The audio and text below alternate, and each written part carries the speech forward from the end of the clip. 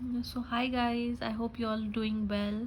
So today we are going to continue with the remaining part जो हमने case study लिया था electrical burn पे, जिसमें मैंने आपको बोला कैसे हमें इंट्रोडक्शन लिखना है, कैसे हमें चीफ कंप्लेंट्स लिखनी है, कैसे हमें प्रेजेंट पास्ट सर्जिकल हिस्ट्री, कैसे हमें फैमिली हिस्ट्री लिखनी है। ये सब मैंने आप लोगों को बोला था, ठीक है। सो उसमें फिर हमारा पार्ट रह जाता था फिज़िकल एग्जामिनेशन का।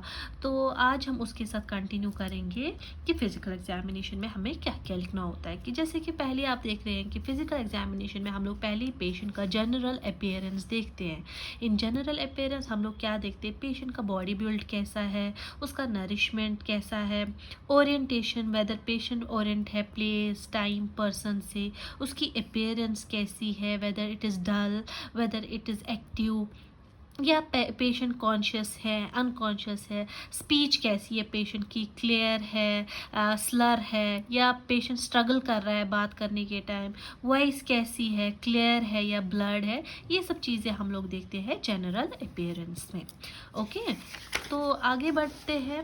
अब उसके बाद हम लोग देखते हैं वाइटल साइंस। सो वाइटल साइंस आप लोगों को पता ही है वो क्या होता है, temperature, pulse, blood pressure, heart rate, pulse rate, ये सब चीज़ें हम लोग इसमें देखते हैं। उसके बाद हम लोग लेते हैं एंथ्रोपोमेट्रिक डेटा।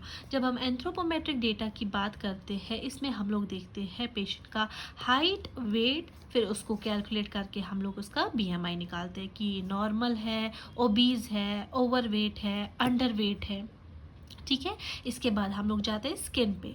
स्किन में हम लोगों को क्या देखना पड़ता है, texture, turgor, colour of skin, लीशन, swelling, oedema, ये सब असेसमेंट हमें करना होता है पेशेंट की डिजीज़ कंडीशन के रिलेटेड ही। जैसे कि मेरे पेशेंट के बारे में ये इलेक्ट्रिकल बर्न केस था, तो ऑब्वियसली उसका टेक्सचर तो रेड मतलब नॉर्मल नहीं होगा, इट वाज रेड। उसका कलर ऑफ स्किन भी नॉर्मल नहीं था क्योंकि रेड और ब्लिस्टर्स प्रेजेंट थे, लीशन भी प्रेजेंट थे, एडिमा। सो मेरे कहने का मतलब है फिजिकल एग्जामिनेशन मतलब जो हम देख रहे हैं और based on patients condition disease condition उससे related we have to write it. Okay, now coming to your nails. So nails mein what are we going to see, we are going to see the color of the nails, shape of the nails, texture of the nails, whether it is brittle, soft, hard, and capillary refill. In capillary refill what are we going to see, that whether it is less than 0. seconds or it is more than 0.2 seconds. So then coming to the head, मतलब system wise हम लोग जा रहे हैं। Head में हम लोग देखते हैं size, shape, whether abnormal shape है या नॉर्मोसेफेलिक मतलब नॉर्मल शेप है, what is the symmetry, what is the hair colour, what is the hair distribution, is it equally distributed. Then we have to go for the scalp. Scalp पे हम लोग भी देखते हैं नॉर्मल है, लीशंस है, डैंड्रफ है, लाइसेस प्रेजेंट है, ये सब। Then coming to the eyes, in eyes we are going to see eyebrows, eyelashes, eyelids, sclera, whether it is white in colour, red in colour, जैसे कि मैंने अपने पेशेंट के हिसाब से लिखा है। देन प्यूपिल हम लोग देखते हैं whether it is equally reacting to light और it is not reacting, dilated है, एक्सपेंडेड है, ये सब आपको लिखना है अपने पेशेंट के हिसाब से। उसके बाद हम लोग जाते हैं इसमें टोनोमेट्री पे। तो टोनोमेट्री क्या है, ये एक टेस्ट है जो हम करते हैं आई के प्यूपिल को देखने के लिए कि मतलब लेफ्ट आई जो पेशेंट है उसका डायलेशन था 21 mmHg, राइट आई जो है उसका डायलेशन था 20 mmHg, ठीक है।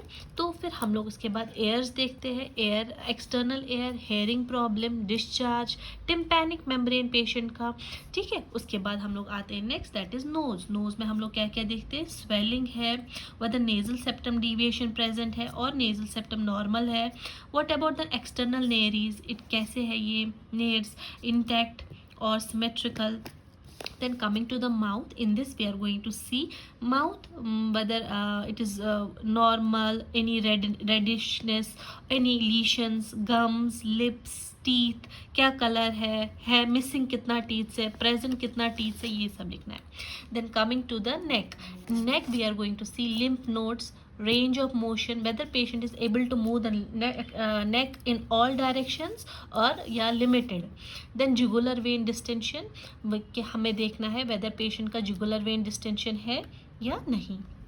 उसके बाद हम लोग का आता है रेस्पिरेटरी सिस्टम। रेस्पिरेटरी सिस्टम में हम लोग क्या करते हैं, inspection, palpation, percussion and auscultation. Inspection का मतलब ही होता है जो हम देखते हैं कि चेस्ट का सिमेट्री कैसा है, लीशंस तो नहीं है, रेस्पिरेटरी डिस्ट्रेस तो नहीं है। पैल्पेशन हम लोग करते हैं पैल्पेट हाथ से देखने के लिए।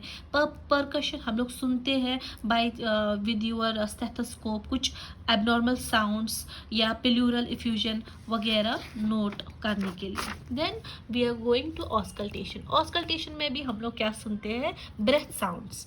ये नॉर्मल है, कहीं आप रोंकाई, वीज वगैरह मतलब तो नहीं सुने, पेशेंट को कंजेशन तो नहीं है, तो आपको ये सब चीज़ें सुनाई देगा।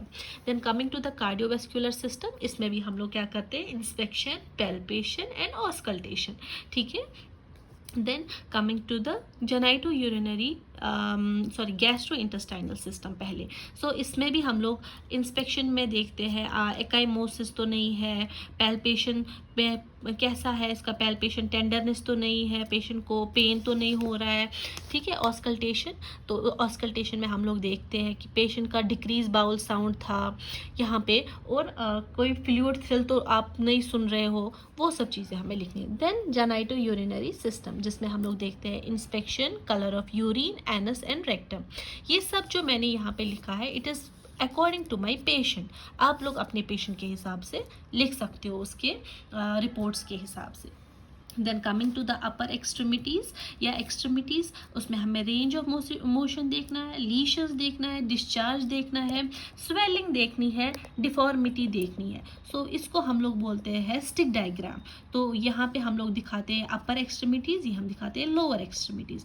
2 पॉजिटिव मतलब ऊपर हम लोग 3, 4, 5 तक दे सकते हैं। अब यहाँ पे 2 पॉजिटिव मैंने दिया है कि मतलब पेशेंट इतना एबल है मूव करने का। नीचे में उसको ज़्यादा ये लीशंस वगैरह थे, so because of that I have given 1 positive. Okay, so